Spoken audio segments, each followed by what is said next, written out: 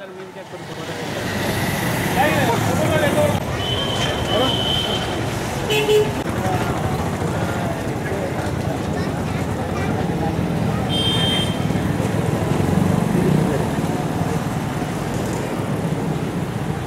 दोड्डी कोमराय जोहार दोड्डी कोमराय जोहार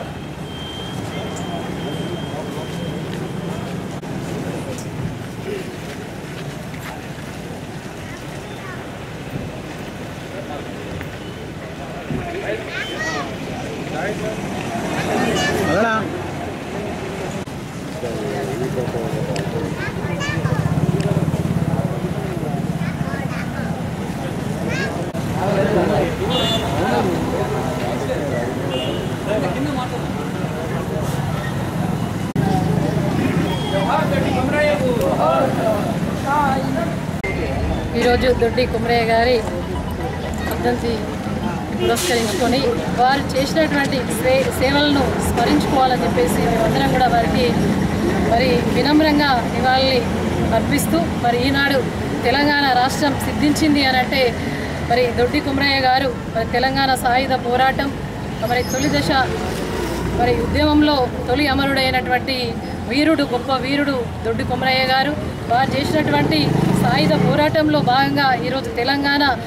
తెలంగాణలో స్వయం పాలన దిశగా మరి అడుగులు వేయాలని చెప్పేసి ఆకాంక్షించినటువంటి ఉద్యమం చేసినటువంటి ఒక ఉద్యమ వీరుడు దొడ్డి కొమరయ్య గారి స్ఫూర్తితోటే ఈనాడు తెలంగాణ రాష్ట్రాన్ని గౌరవ తెలంగాణ రాష్ట్ర తొలి ముఖ్యమంత్రి కేసీఆర్ గారు సాధించడంలో వారి స్ఫూర్తితోటే సాధించడంలో ఎటువంటి అతిశక్తి లేదు. ఈనాడు అదే విధంగా వారు అనుకున్న విధంగా స్వయం పరిపాలన దిశగా మరి బంగారు తెలంగాణ దిశగా గౌరవ కేసీఆర్ గారు ముఖ్యమంత్రిగా ఉన్నప్పుడు 10 సంవత్సరాలు బంగారు పాలన అందించారు దొడ్డి కొమరయ్య గారు. ఏదైతే అనుకున్నారో దానికి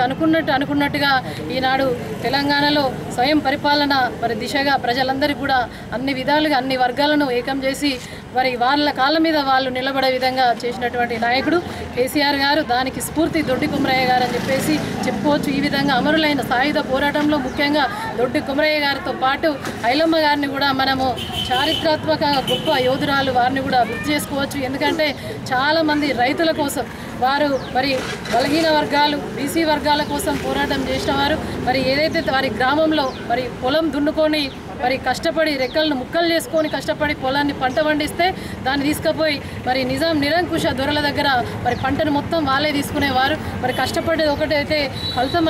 తీసుకునేది ఒకరైతుందని చెప్పేసి కష్టపడే స్వేదాన్ని రక్తంగా చిందించి ఈనాడు పంట పండించిన మరి రైతుకు మరి బలహీన వర్గాలకే ఆ ఫలితం దక్కాలి, వాళ్ళే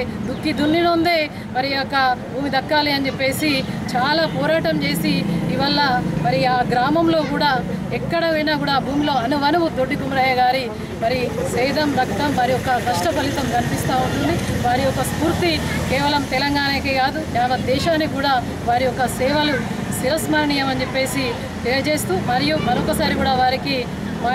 జిల్లా ప్రజా పరిషత్ చైర్మన్గా మరి ఈరోజు 4వ తేదీ రోజు చివరి రోజు మరి ఈనాడు పదవి విరమణ సందర్భంగా ఒక అమరునికి గొప్ప పోరాట యోధునికి నివాళులర్పించడం చాలా గర్వంగా ఫీల్ అవుతూ